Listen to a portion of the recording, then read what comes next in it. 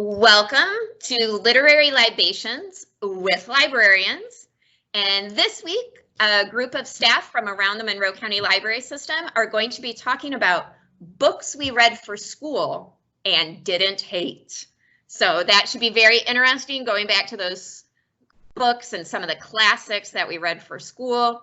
As we're talking, if you're like, hey, I never had to read that book in school and it sounds really interesting and you'd like to get your hands on it, as each of our librarians talks about the books, a screen will come up and it will tell you how these books are accessible through the Monroe County Library System.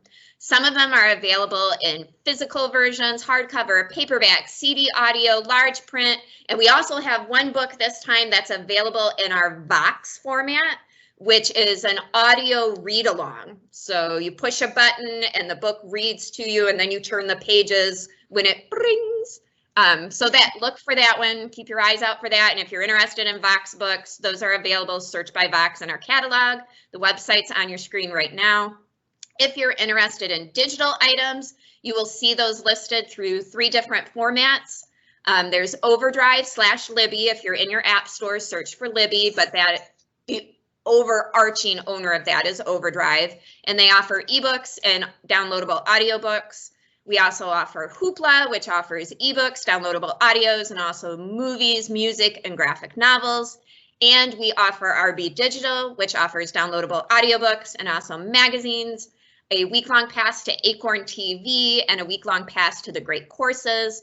And the great thing about Hoopla and RB Digital is if you see something that you want to get your hands on right now, there is never a wait for any of those items in those apps. So as you see the different formats these books are available in, those are the different ways to get your hands on it. And so now let's introduce who we have with us this week. And I am Jennifer Graneski. I am the community librarian at the Dundee Branch Library.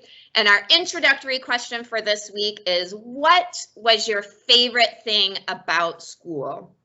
And my favorite thing about school, I think this was kind of a tough one, but I think I have to say some of my teachers, particularly my 2nd grade teacher, Miss Holboth. And she was just amazing. I thought she was the most beautiful person in the world. She read us books all the time. We got to write our own stories and illustrate them. And I remember doing all of that with her. And I had her for 2nd grade and 3rd grade. But somewhere in between there, she got married and turned into Mrs. Carpenter. And I remember the first time I saw Mr. Carpenter, and he was not the man of my dreams. Like, I thought Miss Holballs was going to be marrying, like Magnum PI, like, somebody amazing. And here's Mr. Carpenter, and he looked very ordinary.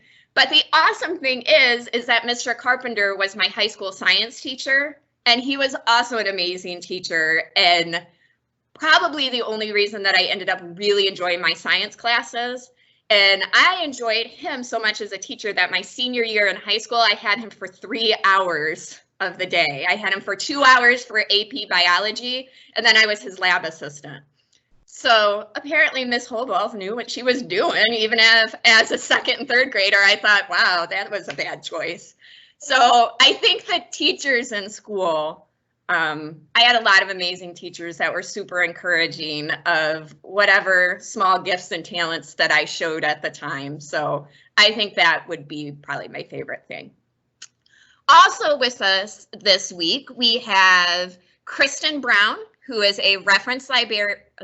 Wow, I cannot talk today. Who is a reference librarian at the Bedford branch. And Kristen, what was your favorite thing about school?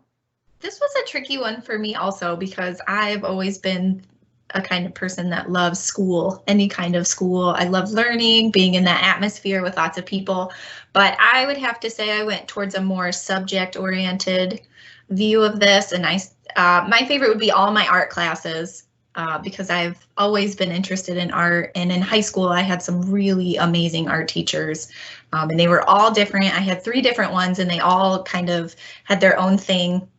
And then there was also a drama teacher in my high school, and so I got into drama, and that was an amazing experience because I met so many wonderful people, and my drama teacher was awesome. Like she was super chill.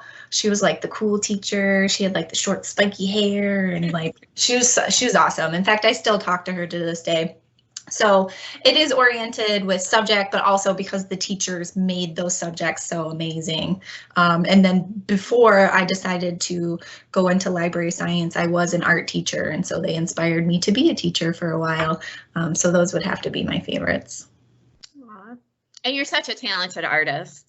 Well, thank you. I appreciate that. If you're out there listening and you haven't had the chance to meet Kristen and see some of the amazing things she's made, it's incredible. As a person who's like, here's my stick figure, I appreciate creative, artistic people. So thanks. So if you ever get out there and there's a work by Kristen up there, you know, make sure to compliment her on it and let her know. So good job, Kristen's art teachers. Yeah. So with us this week, we have Ashley Lyford, who is the community librarian at the Summerfield Petersburg Branch Library. And what was your favorite part about school, Ashley?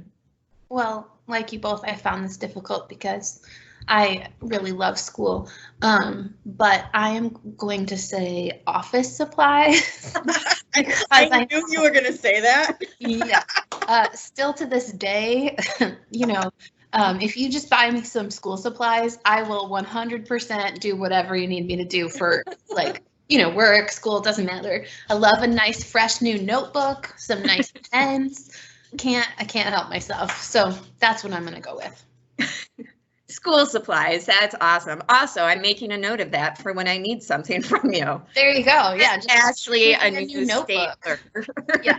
At one point, my husband said if I brought any more notebooks into the house, he was going to have to leave because I just have a bunch of them, but I don't write in them because I don't want to ruin them. Well, no. I mean, they're pristine as they are. Yeah. That makes sense. I can understand that. All right. Also with us this week, we have Mandy Draganik, who is a cataloger in our collections department. So she makes sure that you can access the items in our catalog that you want to get when you put your search terms in there. And what was your favorite part about school, Mandy? So I'm probably along the teacher line as well. I think all of us are going to say I loved school, and so this is a hard choice maybe. Although I'm totally with Ashley as well, because man, a new trapper keeper, come on, right? Trapper keeper. But my teachers definitely were what made the difference for me. And it's funny now, so far out of school, the teacher I remember the most, and I think that I remember the most life lessons from, was Mrs. Karazm, who was not my favorite teacher when I was in school. She was a math teacher. Math was the one thing I really struggled with. But more of the things she said have stuck with me in adulthood, and I really have come to appreciate her now. So if you ever see this, Mrs. Karazm, thank you so much. And I fully did not appreciate you when I was in school with you. So. Aw, well, I hope she sees it. And also with us this week, we have Marsha Langendorfer, who is a reference librarian at the Bedford branch. And what was your favorite part of school, Marsha? Well, unlike the rest of you, for some reason, I hated school. I had better things to do. I didn't want to be there. But when I heard this question, I started thinking of all the things I loved about it. So I'm a mass of contradictions. There are things I loved about it all while hating it. So I don't know. But a lot of teachers, like you said, for sure, they changed my life. And it's crazy how much they influence you and how much teachers are really underappreciated. And I think especially this year, everyone's going to appreciate their teachers a lot more, or at least they should. But what I'm going with is I was an office aide, surprise, all through elementary and high school. I worked in the office and I loved, running the school. I loved being behind the scenes and, kind of doing everything. So for me, it was working in the office. That was probably my favorite part. So I felt like it felt more like a job than going to school. I kind of tricked myself like I was going to work because didn't want to go. So that's me. Well, I'm glad we have all views of school represented here. That's a good thing.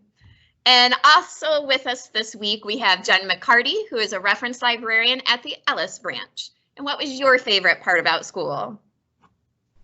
Oh, yeah, lots of choices. I also had some awesome teachers, but I think what I'm going to come down to is kind of subject/teacher. I was a choir kid. And so choir drama, fully in that nerd realm. And I loved choir. In high school, I was in 2 choirs. I was in a show choir and an all-girls show choir. And then I was in like the big, concert choir. So, all through high school, 2 hours of my day or 2 subjects of my day were choir every day. My senior year, I was also a teacher's assistant for my choir director. So luckily I had 2 amazing teachers. They both retired, John Tyner and Catherine Brody. They were both incredible. I loved them both so much. In junior high, my choir director her name was Kathy DC Cunningham. So we all called her DC.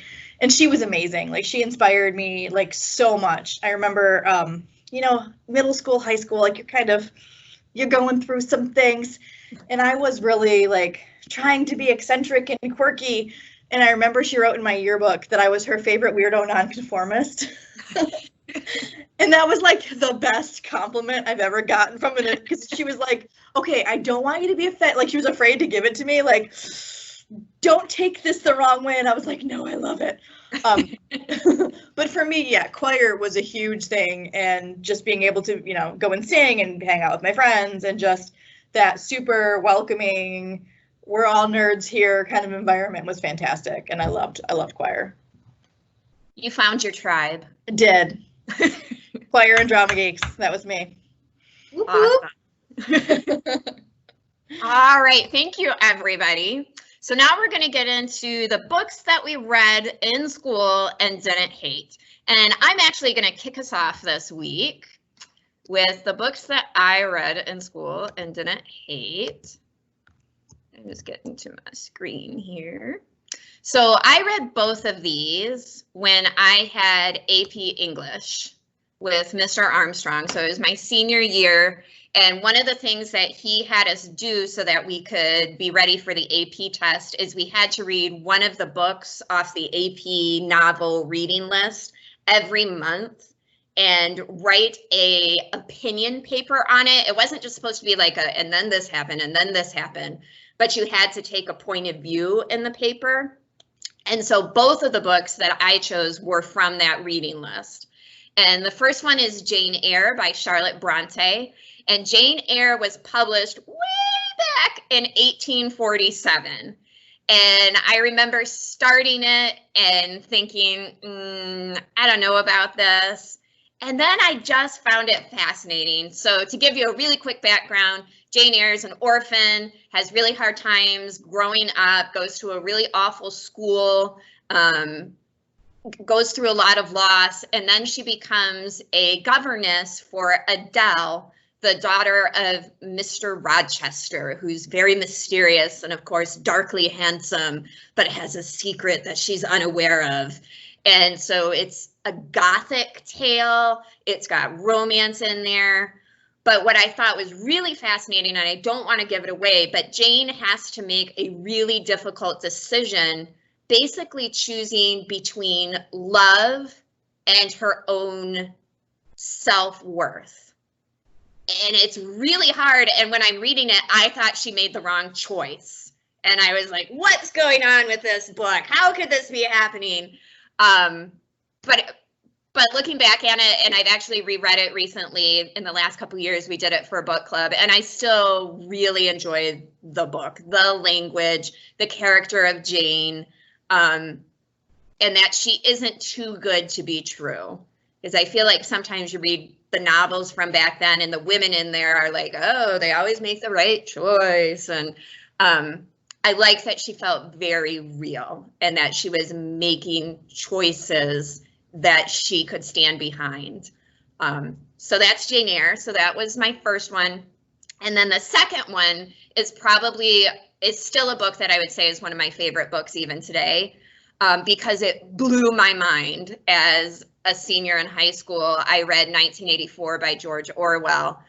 And again, just to give the brief synopsis, 1984 centers on Winston Smith, who lives in Oceania, which is an authoritarian, totalitarian, dystopian state where Big Brother is in charge and he is watching everything you do and no rebellion, no thought outside of the big brother system is allowed. And Winston starts to question that. And first of all, dystopian novels weren't the rage as they are now. So while I had read some science fiction, I did a lot of Isaac Asimov in high school. I was familiar with that aspect, but 1984 was different because it was so dark. And the world that Orwell builds was believable. There were different ministries, and each one of them warped reality. Winston works for the Ministry of Truth, which was actually the Ministry of Propaganda, where they rewrote history, where anything they released about the Big Brother regime was positive.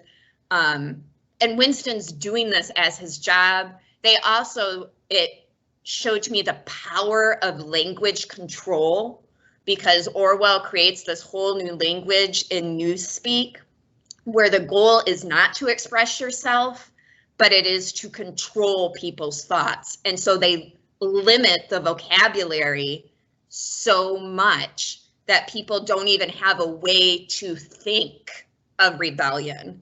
And they have a word called doublethink, which is when you know something is false, but you believe it anyways. And their goal is basically to get all of the people in Oceania to constantly be in a state of doublethink, to know this can't possibly be right, but Big Brother says it's true, so it's true. It's just, and they have a ministry of love, and the ministry of love is basically the ministry of torture to make you love Big Brother. They have a ministry of peace, which is basically their ministry of war, because war is peace. If you're constantly at war and you have this equilibrium, then you always know what's going to be happening, so you can have a sense of peace. And the ministry of plenty, which basically kept people in poverty, because an impoverished, uneducated people are much easier to control than people who have their needs provided for and who are educated and who are questioning authority. And I don't want to give it away, but the ending of this book, like, I was shattered at the ending of it, because it didn't end as, a 17, 18-year-old the way I thought it should, but it ended in the way it had to. And I think that was the first book that I had ever read that was like that. So it's still on my top 10 list. It's still a book that I go back and read, and just those ideas and grappling with ideas like that, I think, was probably the first time I'd ever done that. So that's my mind-blowing, I still love this book and I still think everybody should read it book. So those are my two books I read for school and didn't hate. And one of them, I would say, I actually ended up really, really being moved by. So those are my two. All right, and let's have Ashley go next and share her two books that she read for school and didn't hate. Oh, actually, Ashley's special because she gets 3 books. Wow. So. I'm going to start with the honorable mention. I took as what did you read in school to be like anything, any grade, kindergarten through 12th or even college. Anyways, so when I was in 6th grade, I had to read the book Bunnicula, and it'll be on the screen who it's written by. Oh, Deborah and James Howe. And I was terrified of this book. Like, I had dreams about this white bunny you see pictured here with his red little eyes. It really, really stuck with me for a long time. It's a really good book. It's a J book about this vampire bunny that sucks the juice out of vegetables. So I don't know what I was scared about, but I definitely was for a very long time. Even like so much that like I reread it a few years ago because it's haunted me my whole life. And I was like, this isn't scary at all, Ashley. I'm not sure what the problem was, but very good. And it clearly, affected me. So if you have any younger readers, you should give that a try. So that they can also be terrified for years. But I don't vampire bunnies. Like, none of my friends were terrified. I don't know what was wrong with me. I just was so scared. Well, isn't he like a really sarcastic bunny too? Like, yeah, I think so. Like he's kind of like, I don't know. He has like a scary. sidekick too, I think, or something. Yeah, it's not scary. I mean, but the cover is like Just the vision of. Yeah, I the get bunny it. with the red eyes. I get where you're coming from. So my other books were, one of them was Tuesdays with Maury, which is a very popular title. I'm sure many people have read it. I feel like I read it at a very like sensitive age, I guess, because you know when you're a teenager, you're not thinking about like death and you know all the questions that this book poses. But so I think it really stuck with me for that. So this book is about. Well, it's by Mitch Albom, and he was a writer for the Detroit News, which is nice because it's got a Michigan tie. And one day he's watching TV, he sees one of his old professors from college on TV, but he's sick and he just looks really sick and really old. And so Maury decides to reach out to him. It turns out the professor has ALS, and Mitch goes to meet with him once on a Tuesday, and then he just keeps going back every Tuesday for the rest of the Tuesdays that Maury has left. And they talk about like different life lessons and that sort of thing. And it's just really good. It really spoke to me and just makes you think about a lot of things. Probably I should reread it as an adult and see, you know, what things it makes me think about now. The other book that I wanted to talk about is Night, and I'm probably going to say the name wrong, so if somebody wants to say his name for me. Anyone? Night? Ellie Weiss? Wiesel. Thank you. Thank you. So I read this book in 8th grade. It was like my first introduction to the Holocaust, and I was hooked. Like everybody I'm sure knows about the Holocaust. This book is a recount of his experience living through the Holocaust. So he was 14 and he lived in Transylvania, and then he was taken, his whole family was taken because they were Jewish. So he's taken to a concentration camp. He gets separated from his mother and sister, never sees them again. He does have his dad, fortunately, with him for quite a long time in the story, but it's just about his survival, how they tore down his, you know, his being. They took everything from him, and how he survived through that. I kind of look at it as a story about resilience a little bit, but it's just a good way to look at this terrible historical event and see it through their eyes. That's what I really love about reading, is because you don't experience it at all, but you see it through someone else's eyes. And I just really loved it. And that actually spurred me to do a lot of research into the Holocaust as an 8th grader and read everything I could. So made a difference. I remember reading Night, and I read it either in college or even past college. I'm just sitting here going, I can't believe that you read that as an 8th grader. Like, because it's I read it in 8th grade as well. a hard book. Yeah. So, Yeah. I mean, we're different generations because we're like 10, 15 years apart. So we didn't read Night in high school, but that's a hard book. Yep. It was my middle school read. Wow. Mm-hmm. So and Jen said she read Night. Yeah, and I'm pretty sure I read it. It was either 8th or 9th grade. It was definitely right around those years that I read it in school. Mm-hmm. But I'm glad that it is being taught in school, because I think there's so much there. And it's, if you haven't read Night or seen it, it's just a thin little book. Like it's less than 150 pages, but there's a lot packed into those 150 pages. Definitely.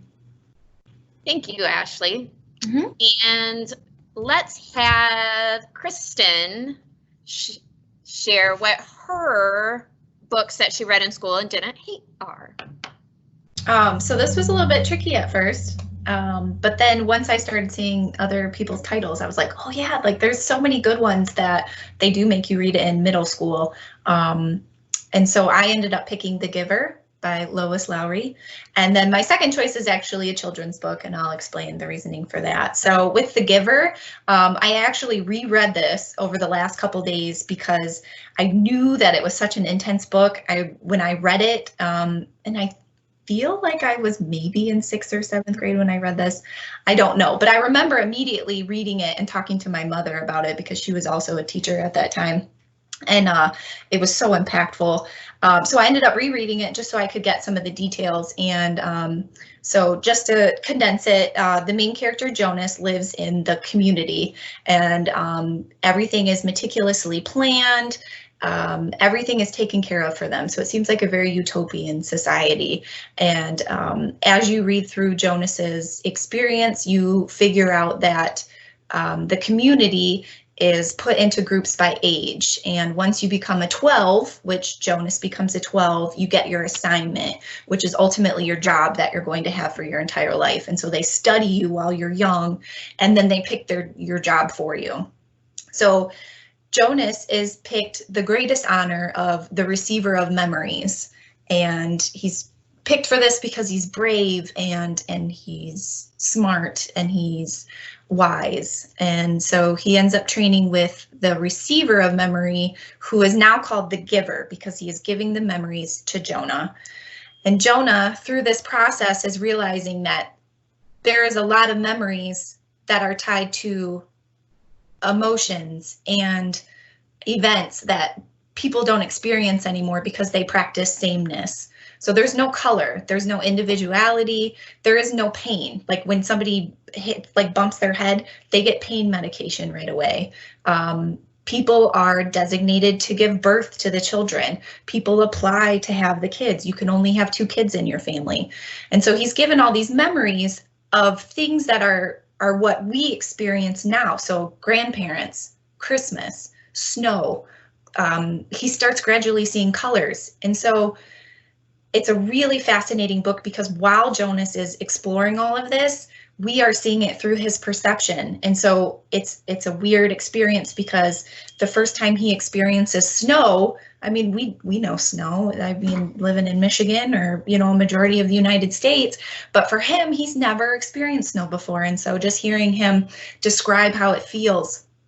And as they go through and transfer these memories, he's getting these tougher memories of war and famine and hate and death. And he's getting very angry because he doesn't understand why one person has to hold all of these memories. And so during that point in the book, you're thinking like, wow, this is really messed up. This is definitely a dystopian kind of thing. You find out that when people are older and it's their time to go, they are released. Or if somebody doesn't fit in with the criteria or of the community, one example is if there's 2 twins born to a birth mother, one of those has to be released because there's not enough room. There's only a certain amount of kids that can be born in a certain time. And so how they designate that is whoever weighs the most gets to stay. And then the other child is released. And they make it sound like the release is this really calm, like they have a ceremony. And Jonas ends up finding out that it's not that way at all. It's actually very violent, and he gets very disturbed by that because it touches him personally and in a personal way.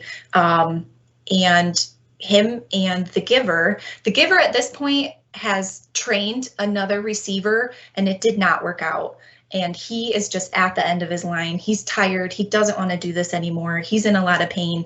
And so him and Jonas come up with a plan to change the way the community is. I'm not going to give away the ending because it's absolutely bonkers. And I did leave out some specifics, but it's a relatively short book. It's about 200 pages, and it's really great. For the length that it is, it brings up so many valid points. There's one specific part of the book where they talk about, he says, well, why can't we give a baby a colored rattle? Why can't we have the baby choose between a yellow or a blue? And the giver says, well, what if they choose wrong? And Jonas goes, well, that's a good point. What if they do choose wrong? Like, then we can't choose anything. That's why we can't choose who we marry. That's why we can't choose our jobs. And so it just brings up this point of how much choice should people have? Does it need to be extreme? Do you take away all their choices? Do you let free will take its toll? It's very philosophical and very meaningful, and I think timeless, because I think those will always be things that we talk about as far as individuality and what's best for the whole and things like that. So that was written in 1994, and it won the Newbery Medal, and so it was really well received. And they came out with a movie. I didn't even check to see the movie because I felt like the movie was not nearly as good as the book. I mean, that's usually how it is. So if you have not read The Giver yet, read it. It's impactful, it's memorable, it's a good one. The other book, Red, Crayon Story, I decided to pick this one because I took the books I read in school and didn't hate in like a different direction. I received this book as a teacher because I won a contest, and so somebody had chosen this book for me and gave it to me. And when I looked at the cover, I said, oh, this is a cute art book, like I could totally use this in my classroom. And I sat down and read it, and I realized that it was a book that had so much more, and then I ended up loving it. And so the story is about a crayon named Red, and the crayon is blue. And so everybody in his life is really trying to make him blue. His teachers say, oh, you know, just model after me. And his parents want him to hang out with people that he'll make beautiful colors with. And his grandparents think he's too cold. Here, put a scarf on. And so pretty much everybody has something to say about him, and he keeps trying. He tries over and over again to be Red, and he just can't do it, and he gets frustrated. And it takes one other crayon that says, hey, can you make an ocean for my boat? And he says, I can't, I'm Red. And they say, well, will you try?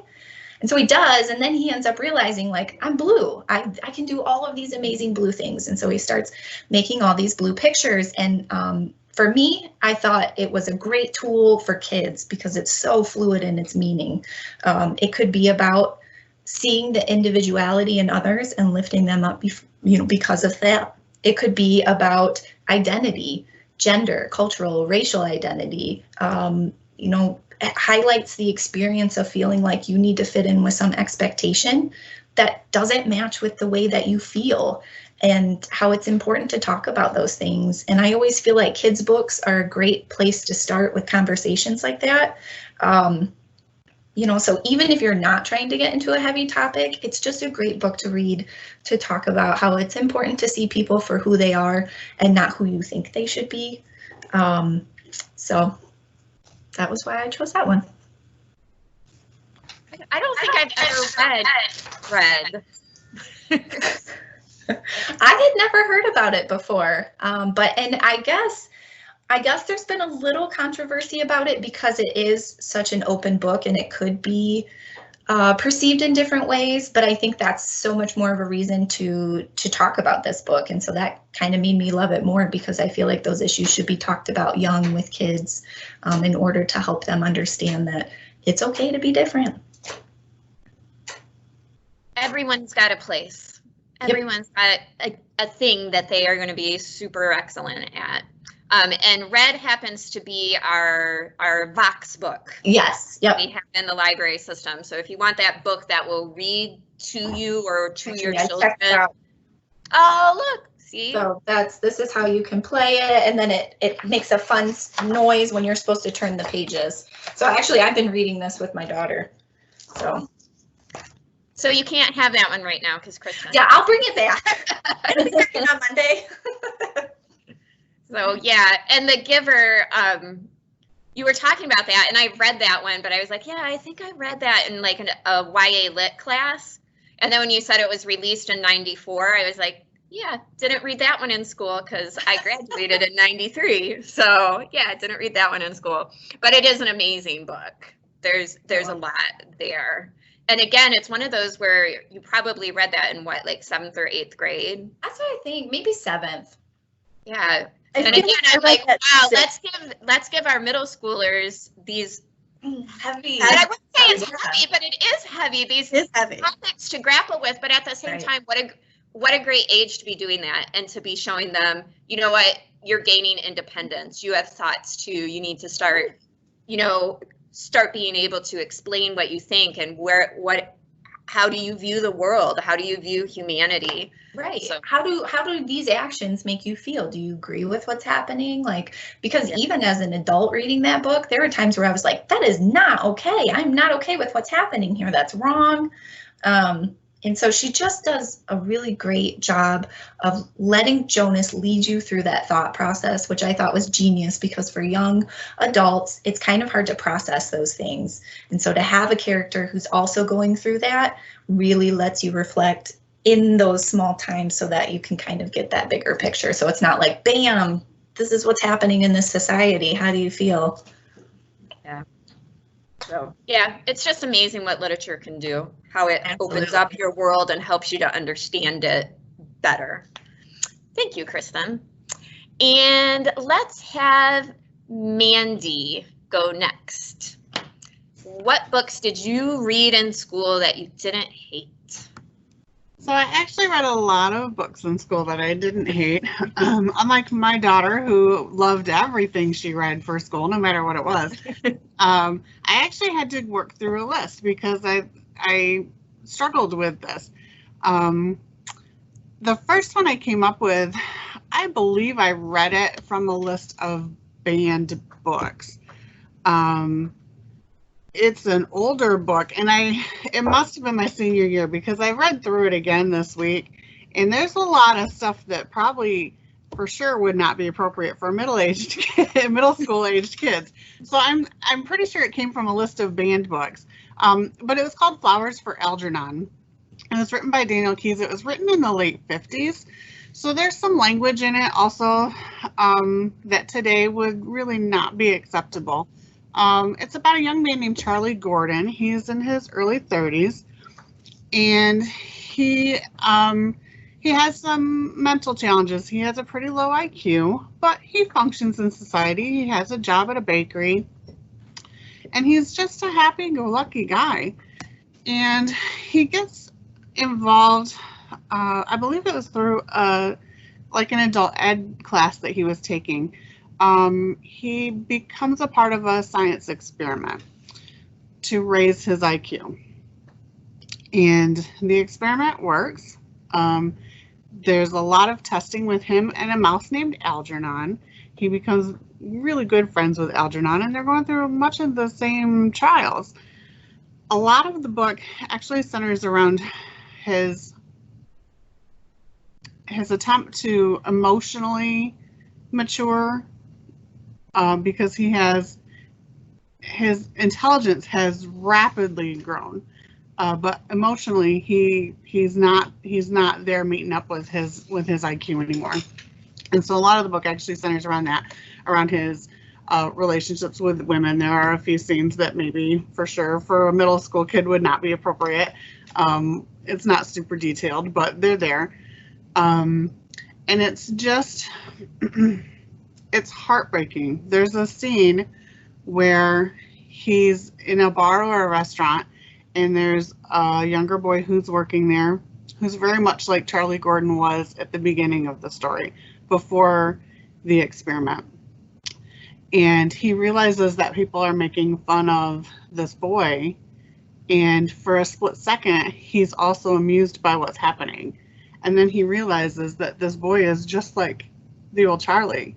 And he's heartbroken. He's heartbroken that this boy is going through that, and he's heartbroken that for 1 second he felt like everybody else. And it's a really tough read in that, how do you do this?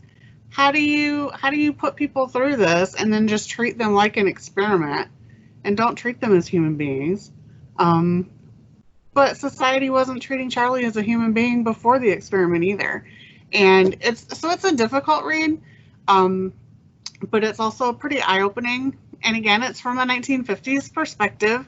I believe I won the Hugo Award, which is kind of weird because it doesn't feel very science fiction-y at all now, to what we know science fiction-y or fantasy and science fiction to be. But I guess just because of the outrageousness of the operation is what qualified it for it at that time. But eventually Charlie sees that Algernon is beginning to lose his intelligence, and Charlie is so ridiculously smart that he actually figures out what the problem is, and he anticipates that it will also happen for him. So I won't tell you the end of the book because it's powerful. But yeah, that was I thought I was going to hate it because I was handed this whole list of books that were like, oh, really? I have to read these. But I loved it. It was such a good book. And I've really never forgotten it. So there's that one. The other one I read in middle school, I'm pretty sure, it was The Call of the Wild. And it's about Buck, who's a St. Bernard Scotch Collie mix. And at the beginning of the book, he lives with the judge. He's got a very pampered, happy life in like some valley in California. I forget where, but he's got it pretty good. And the judge had a bit of a gambling problem, and so he sold Buck off to pay off some debts. And Buck was immediately not treated very well, and he was sold again to a team of French-Canadian men who trained Buck to be a sled dog. And once he was trained, basically, he was sold yet again. Buck did a lot of traveling, and I can never keep track of how many people were Buck's owners, but essentially none of them treated him well until he met John Thornton. John Thornton was a very experienced frontier guy, and he came across Buck in a pretty bad situation and rescued Buck and brought him back to health. And Buck and John became very good partners, good buddies. At some point, Buck becomes aware of a wolf pack, a local wolf pack, and he goes out one day and he just hangs around with them, but he feels called back to John Thornton, and so he leaves the wolves behind and he goes back. And then for a period of the book, he travels back and forth, and he doesn't know where he fits in it. He feels like he belongs with this wolf pack, but his heart keeps bringing him back to John Thornton. And just the struggle that he feels about where does he belong it's kind of heart tugging. So, and again, I won't tell you the end of that book either, but you know, who wants to ruin the end of all these stories? So, but it was really powerful in that, you know, how, and even from a dog's perspective, what are the things that make you feel alive? And do you push them back? Do you stomp them down and don't think about them anymore? Or do you fully embrace that and go with it? So those are my two books that I did not hate in school.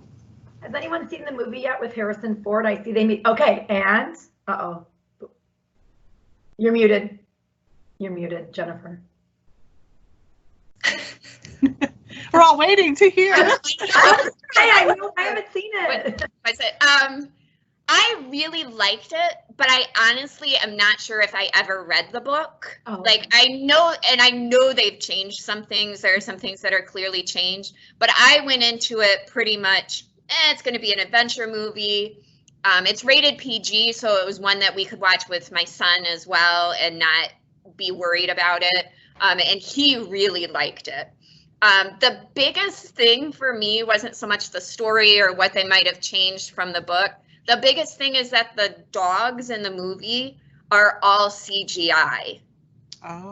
So you have to accept that they're all CGI, and it's well done, but you can still tell, you know, these aren't real dogs, which in some ways makes sense because to train dogs to do all the stuff that they would have to do can sometimes be hard on the dogs.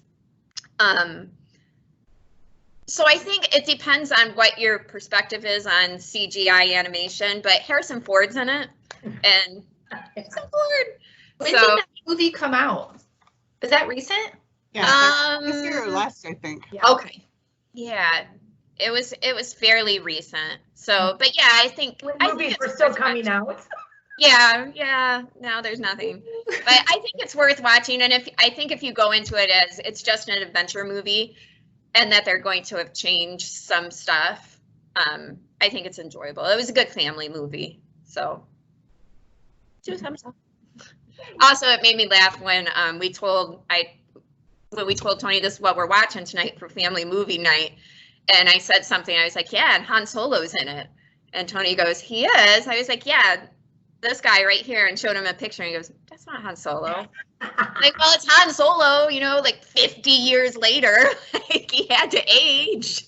Come on, man, give Harrison Ford a break. So, yeah. Han Solo from the last movie, not from the... Right, exactly. Like, yeah. So that was good times. All right. Let's have Marsha go next and share your reads from school that you didn't hate. Well, I had a lot. I loved every book I read, really, from almost any age. And this was kind of where I was going to do my shout out to teachers, but we kind of already established that. I just had so many teachers that I loved too. Jennifer, when I was young, I had a teacher I really remember writing on the page, I love you. Like, I loved her. And I just had so many favorites. I didn't really, coming from a small town and having the same teachers and living in the community was just awesome. They were wonderful. They were like family. And like Mandy said, so many teachers would say something and it would just stick with me still. And whether or not I liked that class or that teacher, it doesn't matter. Like, you just learn so much in school, even if you don't enjoy going every day.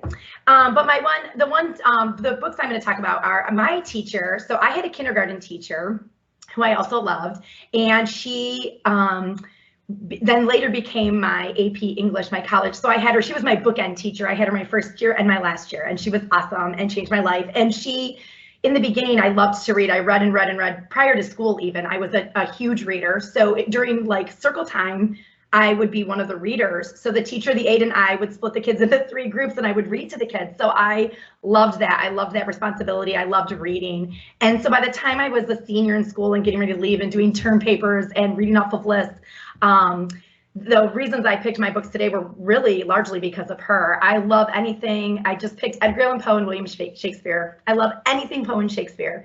So prior to my senior year, we had read, you know, The Pit and the Pendulum by Poe, or Romeo and Juliet by William Shakespeare. And I guess my theme with the 2 I picked this time, picking The Telltale Heart and then picking Macbeth, I felt like I just went with madness and tortured souls, which I guess that's my theme as I was thinking through these. But what I really loved about these books, so Edgar Allan Poe, I'm going to start with him. I have compilations of both of these guys and I just love them. I feel like anything he wrote, he was my original Stephen King. I loved being scared. I read him very young, obviously, but what I loved about being a senior and getting ready for college was just like digging in the interpretation. And I think I loved that the most. I always read ahead, like I always burned through the book in the weekend and then tried to remember back where we were when everyone else was catching up. But I really loved, it felt like book club. Reading in school for me felt like book clubs every time. So I loved what the kids had to say about it, or, you know, fellow students, and I loved what I loved everyone's perspectives and I loved picking it apart. But I picked The Telltale Heart because I love a lot of works by Poe, but this one, there is if anyone are Cedar Point fans out there, there was a dramatic reading at Cedar Point that this guy did that was awesome for The Telltale Heart. And I picture that anytime I think of this book, it still makes my heart beat. If you don't know the story, it's a story about a man who is obviously, you know, driven to madness through the course of the book. But one of the things that happens is there is a murder and the body is buried into like through the floor or through the walls, and he can feel and hear this heart beating. So people come by and he thinks for sure everyone can hear this heart beating because it's torturing him so much. And it's written in verse, you know, it's a poem.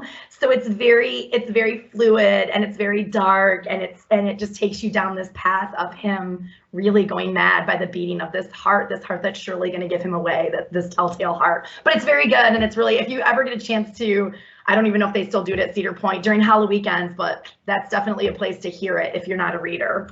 And then William Shakespeare I loved. I'd read Romeo and Juliet earlier. I liked Jen McCarty said she would have went with those authors, picking a couple of different titles as well. And I just think, yeah, I think the same thing about Macbeth. I just felt like his whole, you know, in Lady Macbeth and his whole journey and his path to madness, and just written, it's just, they're heartbreaking, they're scary, I felt like I held my breath a lot, you know, just reading along to these. So I really loved anything by them, and I, you know, shout out to my teacher, my bookend teacher, that made me love reading from the beginning and again at the end. So that's why I picked them. Did anybody else read a lot of Poe? Okay. I was younger. I haven't read it in a really long time, and now I feel like I need to revisit it because in high school I was also like obsessed with Edgar Allan, and now I haven't. So you've inspired me. The Cash to Amontillado. Oh. I was going to say, does anybody else feel like when you read Poe's short stories that he's putting bodies and walls and floors a lot? Oh yeah. Like it seems to be wonder like, if he really did like it. there's like 3 or 4 short stories where, just gonna wall them up over here. Like, Kind of. listen, take the body outside, man. Stop hiding it in your house. That's not a good plan. But I remember, like, I went through a Poe time where I was like reading all the short stories, and there's several of them where I was like, Again? it's like I could understand once, maybe twice, but after that, like, there's got to be a better place to put a body. I wonder what really happened to Lenore. You know what I mean? I You're like, Oh, you know, was she in his walls? What happened? FLD, like what happened to these poor ladies? But yeah, so yes, I love Poe and I love Shakespeare as well. So, and Macbeth's one of my favorites. And I taught Macbeth when I was an English teacher. And one of the things that we did that it was so cool, and I thought my seniors were so creative, is I had them stage it however they chose to, like with whatever theme they wanted. And so one like put them all in different colors, and one made it at like a circus.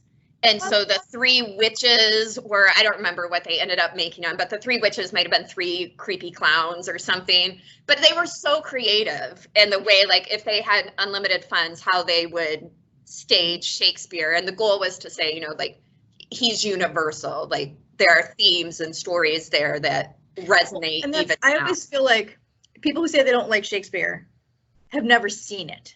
Yeah. Like, you think if, you know, reading Shakespeare is okay, but if you get a really good someone to either read it to you or seeing it, Shakespeare is, and Shakespeare really, it was not highbrow in its day. Well, There's a lot of dirty jokes in Shakespeare. Yes, there are. I still remember our school, and I went to a tiny little Christian private school, really conservative school, and they took us our junior and senior year over to the Stratford Festival, which is amazing. I was gonna say I would love. And we went one year, and I'm pretty sure it was The Tempest, and me being me, I reread it, and you know, I also like looked up things I didn't know the meaning to, and there's a character called Caliban in there. Holy cow, some of the stuff he said, I was like, do my teachers know that that's what he's saying? And trust me, when they performed it at Stratford, it was really clear what Caliban was saying. Like the innuendo was really clear. So that made me chuckle to myself because I knew it was coming. like if you all didn't read the play first, that's on you, but I knew it was coming. So yeah, Shakespeare is pretty awesome, but I do agree that seeing it performed is so different from reading. It's so much, yeah. Shout out to you, Jennifer, as a teacher that made that memorable for your students, because that's what she did for us. We also acted it out, and I felt the same way. Even just acting it out in a classroom made a huge difference. It brought the words to life. So the fact that you had them do that individually, I'm like, those kids are going to remember Shakespeare forever. So yeah, I was a big fan. Still am. Maybe. I have no idea what they remember. All right, and to finish us up will be Jen with her school reads that she didn't hate. I kind of had to laugh, like seeing everybody's picks, because as I cycled through what I wanted to choose for this week, I'm pretty sure at one point I had at least one pick from every one of you. I was like, I thought about doing Shakespeare, I thought about doing Poe, I thought about Knight, I thought about 84. But they're obviously not what I settled on. So the 2 books I picked are The Canterbury Tales by Geoffrey Chaucer. Let's start with that one. So Canterbury Tales was originally written in Middle English. I did not read it in Middle English. I read, you know, the updated modern translation, which I would probably recommend. You know, if you want to go crazy and tackle some Middle English, good for you. But definitely more accessible if you read, you know, the modern adaptation. So the Canterbury Tales is essentially a series of short stories. So it starts with this group of pilgrims. There's 29 pilgrims, and then the narrator guide person who's going to take them. They're going on a pilgrimage to Canterbury. So they're at an inn and they're hanging out and they're getting ready to go, and they decide to pass the time. They're going to have a storytelling contest. And then the person who has the best story is going to win like a free dinner or something. So basically what the book does is it takes each individual pilgrim and they tell a tale. And what's so cool about this story or this book is that all the stories are different. And they're like, there's a couple written in prose, poem. I can't talk today either. There's a couple that are really serious. There's a couple that are really funny. Like, if you took a group of, 30 some people and you all went on a journey and took turns telling stories, your stories are going to be really different. And they juxtapose off each other. Like, one of them tells a story where the miller is kind of stupid. So the next person to go happens to be a miller. And he's like, let me refute your story, jerk. So it's essentially short stories, but they all kind of intertwine and they all kind of go together. And it's just this really cool view of the Middle Ages, basically. It's not necessarily relatable, to our current environment, but at the same time it is, because of the stories, there's some about love, there's some about, it's just all these sort of universal feelings. And I love how varied the stories are. I just remembered really enjoying this book when I read it in high school. I think I had to read it for AP English, or it might have been one I picked for myself, but it's just so interesting because even though they're basically short stories, like, you can feel the way they all come together, and it's fun to see how they represent the person telling them as well. So, you have all these sort of layers here, different characters telling their own little short stories, and they tell a little bit about who the people are, and I just really enjoy this book and this collection. I don't want to go too much into individual stories, but it's fun, and it's as fun as Middle English can be. But I really personally thoroughly enjoyed the Canterbury Tales. This is another one that there's a couple of different play versions, and if you can see them, fantastic. I recommend it. My next book reminds me a lot of 1984, Fahrenheit 451. I think they go together in a lot of ways. So Fahrenheit 451 follows a fireman named Guy Montag. And in this future, it's very kind of dystopian as well. Firemen do not put out fires, they set them. So what their job is to, books have been banned in entirety, books are not allowed.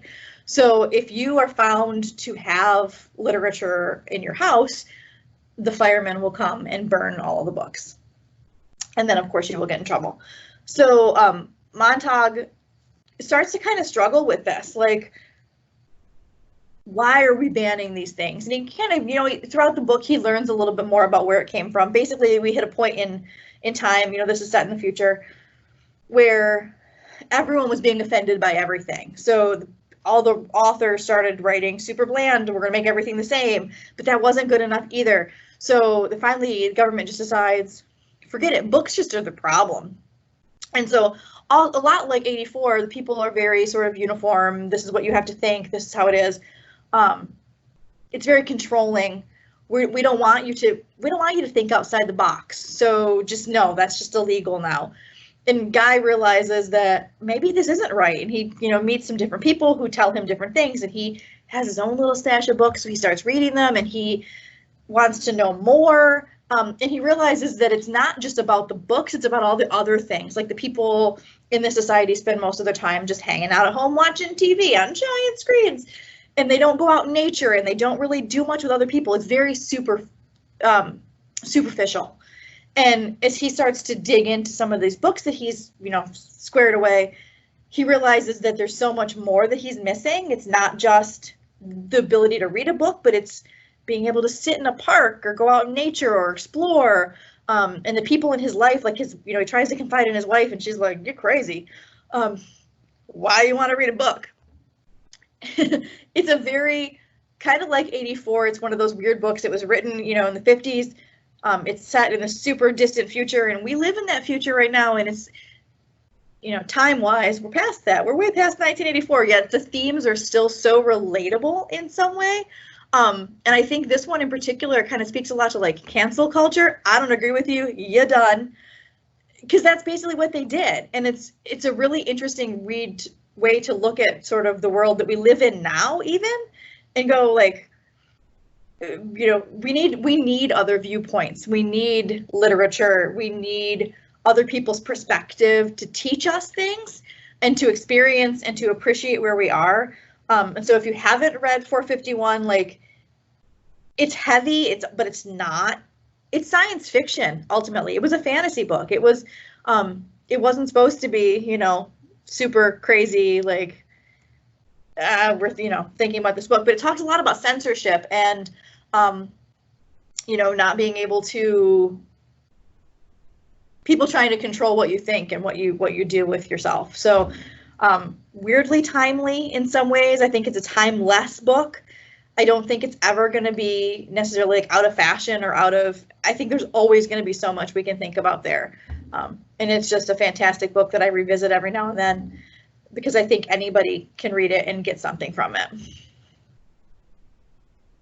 I think it's fascinating that 3 of us read a book, like these are the books that you're reading in school, and yet here we are still today, however many years after they are written, how many years after they were taught in school, and we're still dealing with these issues that are coming up because of society and technology. And 451, I think were written, similar time frame, like 50s.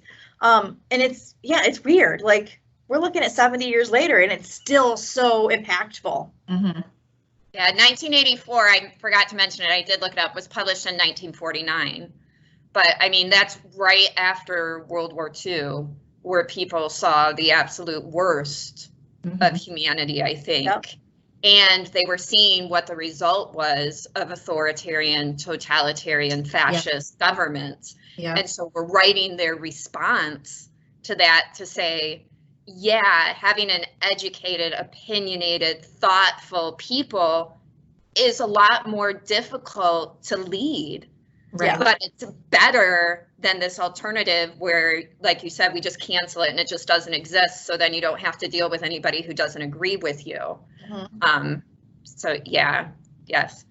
Good books, everybody. And I think it shows, like, the books we read for school, even probably the ones we didn't talk about, there's that universality of the human condition, and it speaks to what it means to be a human living in this world, whether you're a 7th grader or you're a senior or an adult who goes back and looks at these books now. So thank you, everybody, for your thoughtful choices and for sharing. Next week, we are going to be talking about books with memorable food. Yes, memorable food. So it could be a cookbook. It could be something like when you read Harry Potter and desperately wanted to know what butterbeer tasted like. So somewhere in that frame, somewhere that book's got to give you something that you wanted to taste, you wanted to try, you wanted to cook it. So next week, books with memorable food. Thank you to all of you who shared your books. I really appreciate the time you put into this. And thank you to everybody who listens. We appreciate you. We hope you got some titles to add to your list. And we hope you have a great week. Bye.